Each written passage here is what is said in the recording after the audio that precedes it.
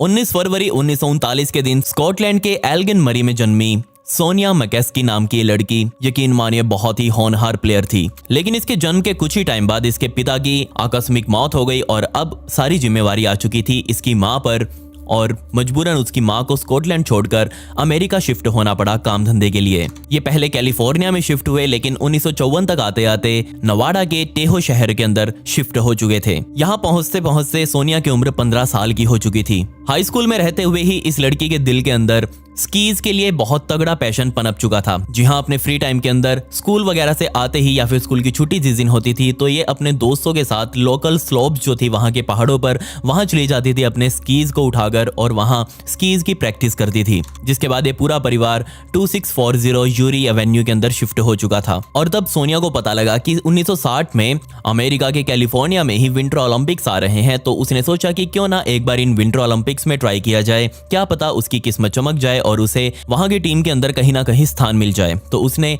वहां एक local authority को लेटर लिखा। उसे उम्मीद नहीं थी कि वो इसका रिप्लाई भी वापस करेंगे, लेकिन उसका रिप्लाई आया और किस्मत ने उसका साथ दिया और यहां सोनिया का सिलेक्शन हो चुका था विंटर ओलंपिक्स की स्कीइंग टीम में। लेकिन बदकिस्मती से इन्हीं खेलों में खेलते हुए बेचारी एक बार गिर गई और उसे बहुत भयंकर चोटें लगी, जिस वजह से ये गेम से बाहर हो गई। खैर, अपनी इस रेपुटेशन को बनाते हुए उसे एक मीट पैकिंग कंपनी में, यानी कि रेडीमेड मांस वगैरह वो पैक किया करती थी कंपनी, उस कंपनी में इसे एक सेक्रेटरी की जॉब मिल गई। इसके अलावा वो पार्ट टाइम स्की टीचर भी बन चुकी थी और लोगों को स्कीज के बारे में अच्छे से ज्ञान दिया करती थी।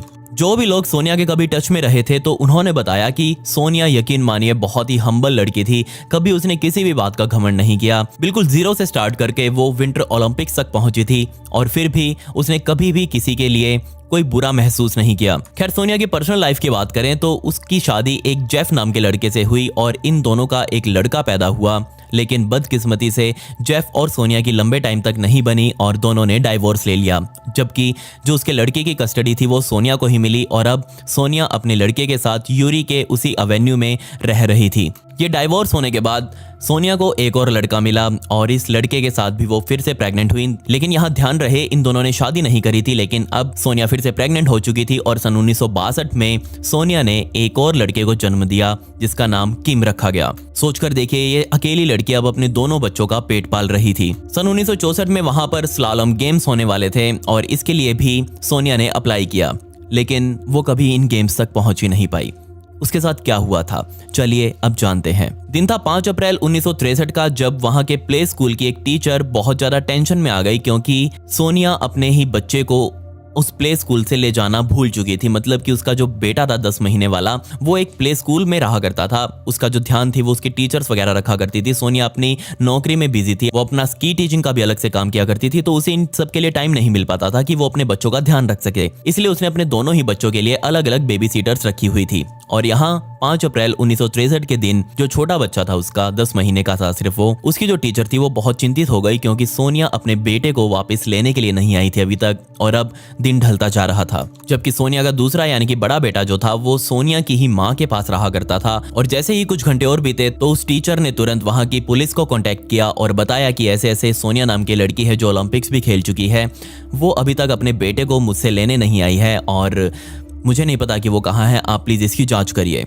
इसके अलावा जब पुलिस ने उसकी कंपनी में पूछा कि क्या वो कहीं जॉब पर तो लेट नहीं हो गई, तो पुलिस को पता चला कि वो उस दिन नौकरी पर भी नहीं आई। अंतिम बार सोनिया के पड़ोसियों द्वारा 4 अप्रैल 1963 के दिन शाम को 4:30 बजे उसे जिंदा देखा गया था। वो अपने घर पर आई थी सब कुछ काम वगैरह निपटा कर, अपनी नौकरी वगैरह निपटा कर, लेकिन उसके बाद किसी ने उसको जिंदा नहीं देखा। तभी पुलिस ने उसके घर का पता लगाया और अब पुलिस उसके घर में घुसी और यकीन मानिए उसके घर के अंदर के हालात जब पुलिस ने देखे तो उनका दिल दहल गया क्योंकि ऐसा कुछ उन्होंने पहले कभी नहीं देखा था। जैसे ही पुलिस अंदर बने हुए बेडरूम के अंदर घुसी तो उनको वहां बेड के साइड में 24 साल की सोनिया मैकेस्की की लाश पड़ी हुई दिखी। लाश के ऊपर एक भी कपड़ा मौजूद नहीं था और जो उसकी लाश की हालत थी ना, उसे देखकर पुलिस वालों ने भी कई दिनों तक खाना नहीं खाया होगा। जी हाँ, मैं अगर आपको उसकी डिटेल्स बताऊं तो आपके लिए भी वो बहुत डिस्टर्बिंग हो सकता है, लेकिन फिर भी मैं थोड़ा बहुत बता देता हूं। जी हाँ, एक भी कपड़ा नहीं था। यहाँ सोनिया के साथ बहुत गंदे तरीके से रेप किया गया था,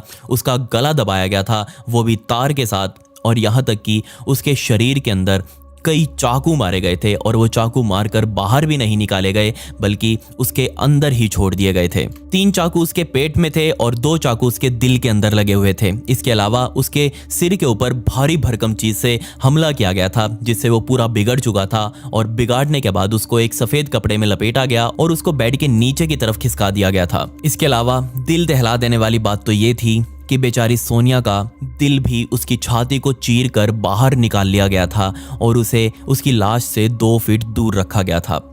सोच कर देखिए यहाँ उस बेचारी के साथ कितना बुरा हुआ था। पुलिस ने जब प्रेस कॉन्फ्रेंस करी तो उनके द्वारा बोली गई सबसे पहली लाइन यही थी कि ऐसा क्राइम सीन उन्होंने अपनी जिंदगी में आज तक नहीं देखा। ये उनके लिए भी बिल्कुल नया था। पूरे घर के अंदर खून से सने हुए पैरों के निशान थे जो ऑब्वियसली किलर के ही थे और ये चीज ही पुलिस के आगे बहुत काम भी आने वाली थी किलर को पकड़ने के लिए। लेकिन यहाँ दिक्कत पुलिस के लिए ये थी कि उनको पता ही नहीं था यहाँ सोनिया का किलर कौन हो सकता है, क्योंकि यहाँ सोनिया के कोई दुश्मन नहीं थे, ना ही उसके साथ कोई ऐसा व्यवहार करने वाला इंसान था या फिर किसी के मन में भी कोई ऐसा नहीं था जिसे सोनिया से बदला लेना हो। तो पुलिस अब किसके ऊपर शक करे?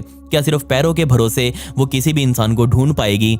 मुझे तो नहीं लगता था। लेकिन यहाँ पुलिस को एक बात पता चली कि सोनिया के घर के सभी दरवाजे बिल्कुल एकदम परफेक्ट कंडीशन में थे। मतलब कि किसी भी दरवाजे से कोई फोर्स्ड एंट्री नहीं थी।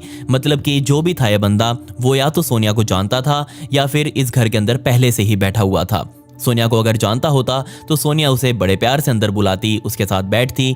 और क्या कोई जानने वाला ही था जिसने ये सब कुछ किया था?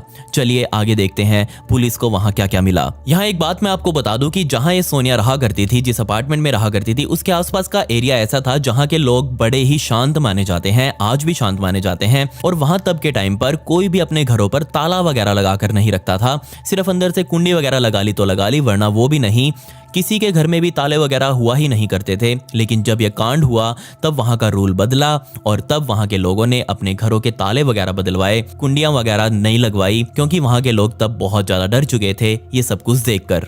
खैर अब पुलिस वालों ने आसपास के पड़ोसियों से पूछा कि क्या किसी ने रात को चीखने चिल्लाने की आवाज सुनी थी, तो सभी ने मना कर दिया कि उनको कुछ ऐसा सुनाई नहीं दिया। अगर ऐसा कुछ सुनाई देता तो वो बाहर आते और चेक करते कि आखिर यहाँ चल क्या रहा था, लेकिन ऐसा कुछ नहीं था। खैर जिसके बाद पुलिस को यहाँ सोनिया की ऑटोप्सी करते हुए एक और बात पता चली कि जिसने भी ये काम किया था सोनिया के साथ वो शायद कोई परफेक्ट सर्जन था, क्योंकि इतने सटीक तरीके से सोनिया का शरीर काटा गया था, उसका दिल बाहर निकाला गया था।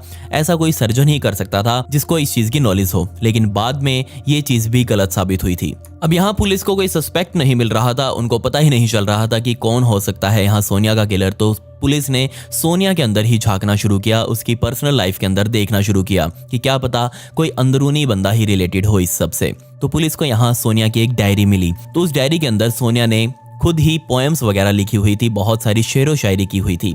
और क्या आप इस बात पर विश्वास करेंगे, इस डायरी के अंदर जितनी भी पोएम्स वगैरह लिखी हुई थी वो सारी की सारी डेथ से रिलेटेड थी, क्राइम से रिलेटेड थी। इस डायरी ने भी सोनिया के ऊपर बहुत सारे सवाल उस टाइम पर खड़े किए थे, लेकिन बाद में इस डायरी को रूल्ड आउट कर दिया गया। जिसके बाद पुलिस ने इसके दोनों जो पार्टनर्स रह चुके थे उनसे भी पूछा कि यहाँ सोनिया के साथ ये सब कौन कर सकता है। तो उन दोनों ने हाथ खड़े कर दिए कि बाबूजी हमारा इन सबसे कोई लेना देना नहीं है, ना ही हम सोनिया की अब पर्सनल लाइफ से कोई कनेक्टेड हैं, हम अपने काम धंधे में लगे हुए हैं, हमको परेशान ना करिए। तो यहाँ अब पुलिस के हाथ फिर से खाली थे कि वो कहाँ जाए, क्या करे। लेकिन यहाँ सोनिया के दूसरे पार्टनर ने यह भी बताया था कि जो दूसरा बच्चा उससे हुआ था वो कहती थी कि उसका ही है, लेकिन यहाँ मुझे पक्का यकीन है कि वो मेरा बच्चा नहीं हो सकता, क्योंकि उस टाइम पर सोनिया किसी और के साथ भी कनेक्टेड थी। तो आप उस एंगल से भी यहाँ देख सकते हैं। पुलिस ने उसका लाई डिटेक्टर टेस्ट भी लिया और जिसमें वो पास हो गया, जिसके बाद पुलिस को मजबूरन उसे छोड़ना पड़ा। लेकिन अब यहाँ पुलिस को एक ब्रेक थ्रू मिलने वाला था और ब्रेक थ्रू मिला पुलिस को सोनिया के घर से ही। जी हाँ, घर की जांच करते हुए पुलिस को सोनिया के कमरे में कैमरे का बैग मिला था,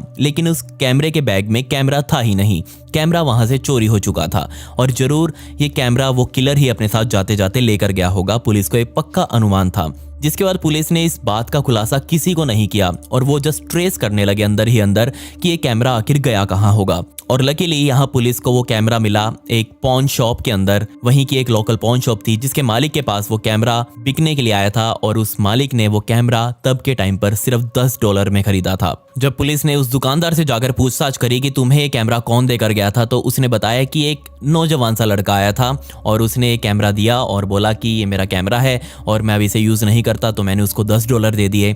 तो यहाँ पुलिस ने उस लड़के के बारे में और जानकारी जुटाई तो यहाँ वो लड़का एक गलत काम करके गया। वो यहाँ लड़का बेचते टाइम इस कैमरे को अपना असली नाम बता गया उस दुकानदार को। उसने जो अपना एड्रेस दिया था वो तो फेक देकर गया, जबकि यहाँ उसने अपना नाम थॉमस ली बताया, जो कि उसका असली नाम था। अब इस असली नाम के बिहाफ पर ही पुलिस ने उसके दिए हुए एड्रेस पर भी रेड करी, लेकिन वहाँ कोई नहीं था, वो एड्रेस ही गलत था।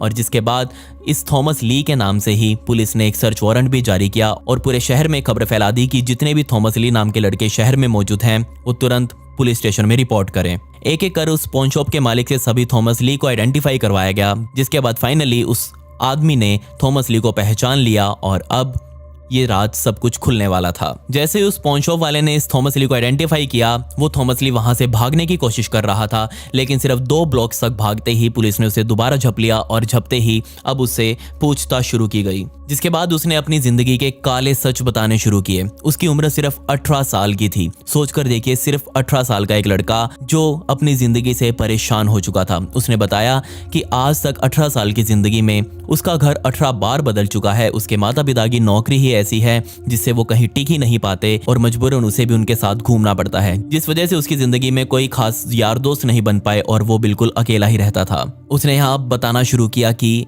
वो आज तक इस शहर में रहते हुए करता क्या आया था। जी हाँ, उसने सबसे पहले बताया कि वो रातों को ही अपने घर से बाहर निकलता था और जस्ट देखता था कि कोई लड़की उसे मिल जाए जिसका वो रेप वगैरह कर सके, जिसके साथ वो अपना टाइम बिता सके। यकीन मानिए, उसकी ये लाइन थी जो उसने सबसे पहले पुलिस को बोली थी। वो सिर्फ रातों को अपने घर से बाहर निकलता था और वो भी लड़कियों के शिकार पर। और 4 अप्रैल 1963 की शाम भी जैसे ही सोनिया अपने घर पहुंची 4:30 बजे, तब ये लड़का उसके आसपास ही घूम रहा था और जस्ट नोटिस कर रहा था कि कौन रात को अकेला अपने घर में रहता है। और यहाँ उसे सोनिया दिखी। सोनिया ने अपनी गाड़ी पार्क करी और जस्ट वो अपना सामान उठाकर घर के अंदर चली गई, जिसके बाद थॉमस ने उसके घर के चारों तरफ घूमकर रेकी करी और उसे पता चला कि जो इस सोनिया के घर का पीछे वाला जो एग्जिट है वो हमेशा खुला ही रहता है, वो रात को भी बंद नहीं होता।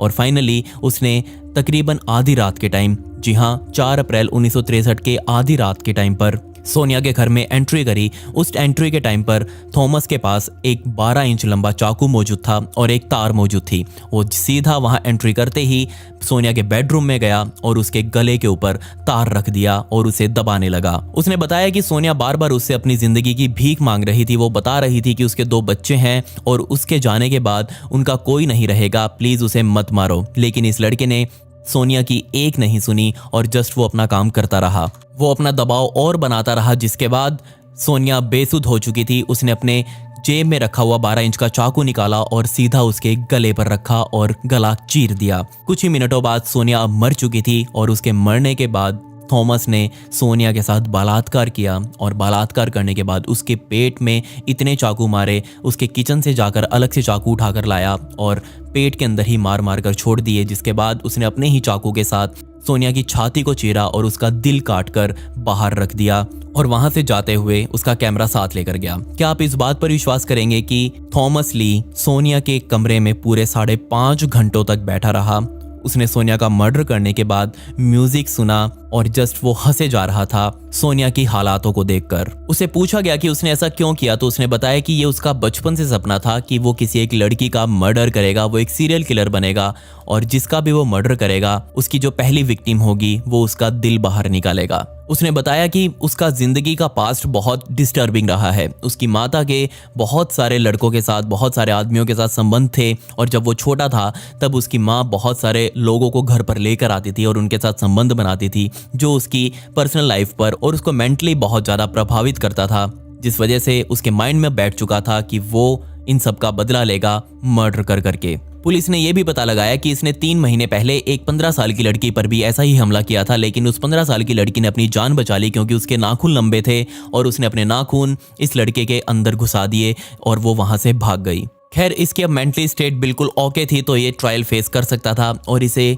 पहली ही तारीख पर, जी हाँ पहली ही पेशी पर 70 मिनट की बहस के अंदर अंदर लाइफ सेंटेंस सुना दी। जी हाँ, इसे अब डेथ पेनल्टी मिल चुकी थी और वो भी गैस चैम्बर वाली। जी हाँ, एक ऐसा कमरा जिसके अंदर अपराधी को बैठाया जाता है और उसके अंदर जहरीली गैस छोड़ी जाती है जिससे अपराधी की तुरंत मौत हो जाती है। और अब यही सजा थॉमस ली को भी सुनाई गई थी सोनिया के मर्डर के लिए। ये केस तब के टाइम पर रेयर ऑफ रेयरेस्ट माना गया था, जिस वजह से सजा थॉमस को सुनाई गई थी।